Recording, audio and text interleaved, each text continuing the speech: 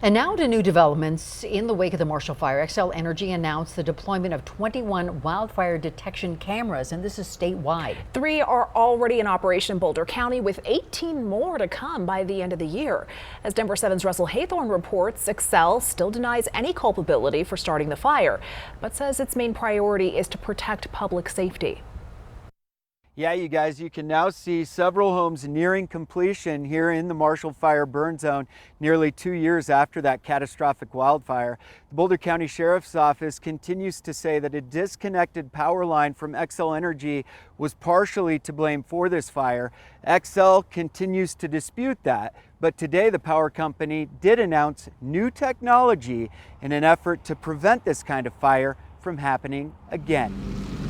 We're excited to announce the expansion of more wildfire technology. The announcement came at Arvada Fire's station number 9. The majority of the 21 wildfire detection cameras will be along the Front Range, with others near Breckenridge, Vale, Aspen, and Telluride.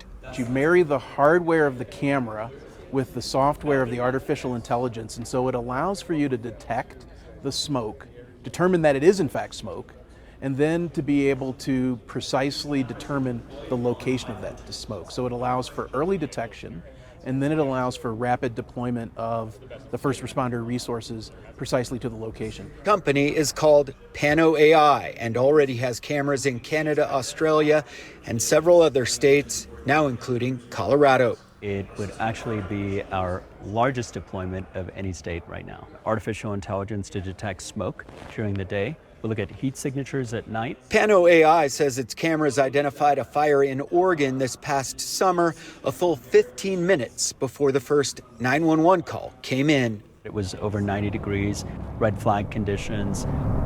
This would have been into the hundreds of acres. The specific thing that we heard there was we'd be fighting that incident days later. The cameras will be installed on existing cell phone towers, municipal communications towers, and other infrastructure already in place. Where we think the risk is the greatest and where we think we can learn the most. So the objective here is to make sure that we stop the spread of catastrophic wildfires.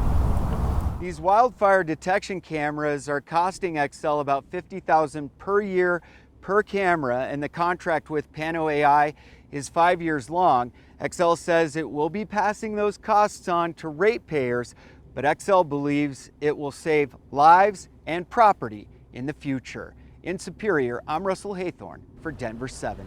Thank you, Russell. And going in depth, Pano AI isn't the only company in Colorado using advanced technology to detect wildfires. Gilpin County has deployed wildfire detection sensors from a Maryland-based company called N5 Sensors.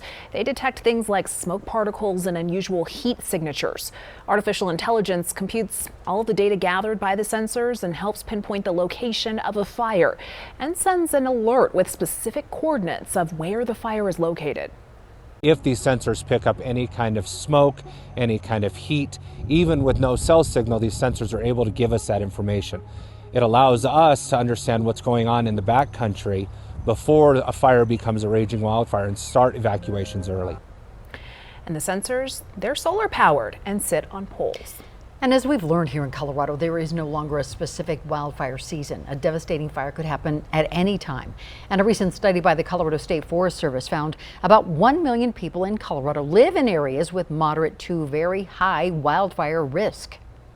The concern is that more and more people are moving into forested areas, are moving into the wildland urban interface. So yes, because we're moving, more and more people will be at risk.